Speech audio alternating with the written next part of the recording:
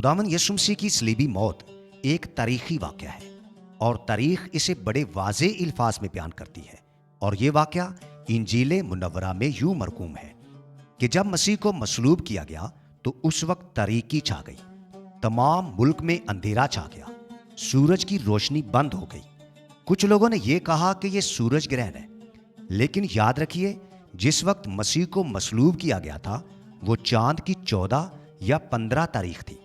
और साइंस बड़े यकीन के साथ ये कहती है कि चांद की 14 और 15 तारीख को ना चांद ग्रहण मुमकिन है और ना ही सूरज ग्रहण मुमकिन है।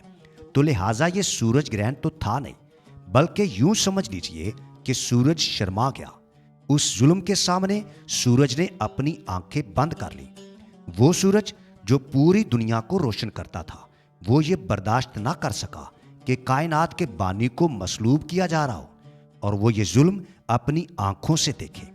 सूरज ने अपना चेहरा छुपा लिया, चांद ने अपना चेहरा छुपा लिया, एक मुकम्मल तारीकी छा गई। लोग टटोल टटोल कर चलना शुरू हो गए। तारीख में एक और वाक़या भी गुजरा है जिस वक्त मुकम्मल सूरज ग्रहण हुआ था। तो उस वक्त वाकई लोगों ने दिन में तारे देखे, तो वो तो सिर्फ सूरज ग्रहण था।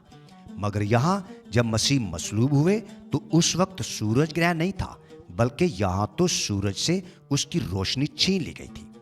यूं समझ लीजिए कि सूरज अंधा हो चुका था और लोगों ने एक मुकम्मल तारीकी देखी। उस वक्त लोगों ने एक अजीब समा देखा और लोग हैरान और परेशान थे और ये पूछ रहे थे कि ये सूरज को क्या हुआ। मगर किसी ने भी ये ना पूछा कि सूरज बनाने वाले के साथ क्या हुआ, उस पे क्या गुजर रही है। उधर सूरज बनाने वाला अपनी जान दे रहा था और उसके साथ सूरज भी अपनी जान दे रहा था, क्योंकि जब खालिक इस दुनिया में ना रहे तो मखलूक कैसे रह सकती है। सूरज ने कहा कि ये मेरे बस का नहीं कि अब मैं रोशनी दूं। जब हम किताब मुकद्दस में आसारे क़यामत के बारे में पढ़ते हैं तो हमें मालूम ये होता है कि क़यामत का दिन जब आएगा तो सूरज अपनी रोशनी नहीं देगा, चांद अपनी रोशनी नहीं देगा, सितारे बेनूर हो जाएंगे, आसमानों की कुव्वतें हिलाई जाएंगी। ये बिल्कुल वही मंजर था जब मसीह मसलूब हुए और यकीनन ये मंजर जब मसीह के सहाबा इकराम ने देखा होगा तो उन्हें मसीह का वो कौले ग्रामी याद आ गया होगा जो मसीह ने फरमाया था कि क़यामत मैं हूँ। मसीह के बारे में कहा यह जाता है कि मसीह क़यामत की निशानी है, लेकिन मसीह सिर्फ क़यामत की निशानी ही नहीं बल्कि खुद क़यामत है। लोग जब क़यामत की निशानियों के बारे में पढ़ते हैं तो क़यामत के बारे में लोगों का नजरिया यह है कि किसी तबाही या बर्बादी को क़यामत की निशानी कहा जाता है। कोई जल्जला या भूचाल आ जाए तो कहा जाता है कि यह क़यामत की निशानी है। अगर बड़ी तबाही आ जाए तो कहा जाता है कि यह क़यामत कुबरा है। अगर छोटी तबाही आ जाए तो कहा जाता है कि यह क़यामत सुगरा है। लेकिन अगर आप गौर फरमाएं तो आपको मालूम ये होगा कि क़यामत का मतलब कोई तबाही या बर्बादी नहीं है। क़यामत का मतलब जल्जले या भूचाल नहीं है, क्योंकि ये सब तो ज़माना कदीम से होता चला रहा है। हर ज़माने में जल्जले और भूचाल भी आते रहे। तो ये क़यामत नहीं है, ना ये क़यामत की निशानियां हैं। बल्कि जब आप लफ्ज़ क़यामत पर गौर करें तो आपको मालूम ये होगा कि क़यामत का मतलब है क़याम करना, मुर्दों का जिंदा होना, मुर्दों में से जी उठना। और क़यामत के बारे में आप सब जानते हैं और सुनते चले आए हैं कि क़यामत का दिन जब आएगा तो कब्रें खुल जाएंगी और मुर्दे कब्रों में से बाहर निकल आएंगे। तो जिस वक्त मसीह को मसलूब किया गया था तो उस वक्त वो क़यामत का मंजर था कि जब मसीह ने सलीब के ऊपर अपनी जान दे दी तो उस वक्त कब्रों के मुंह खुल गए, चट्टानें तिड़क गई, मुर्दे जिंदा हो गए।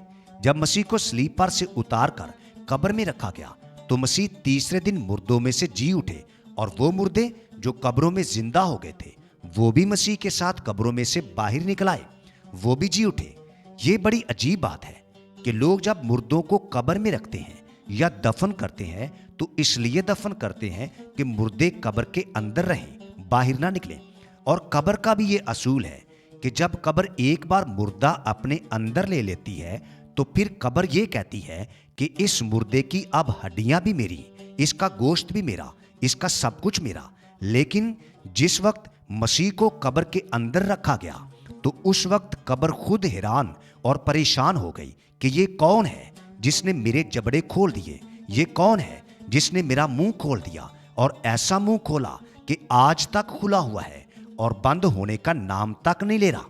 مسیح نے قبر کا منہ ایسا کھولا کہ آج تک وہ کھلا منہ مسیح کی گواہی دے رہا ہے کہ وہ یہاں نہیں ہے بلکہ جی اٹھا ہے۔ تو یہ قیامت کا سما تھا کہ جہاں سورج نے روشنی دینے سے انکار کر دیا، چاند نے روشنی دینے سے انکار کر دیا، آسمان نے روشنی دینے سے انکار کر دیا، وہاں زمین نے بھی کہا کہ یہ میرے بس کا نہیں کہ میں ان مردوں کو اپنے اندر رکھوں، میری یہ ہمت نہیں کہ ان کو اپنے اندر سمو سکوں۔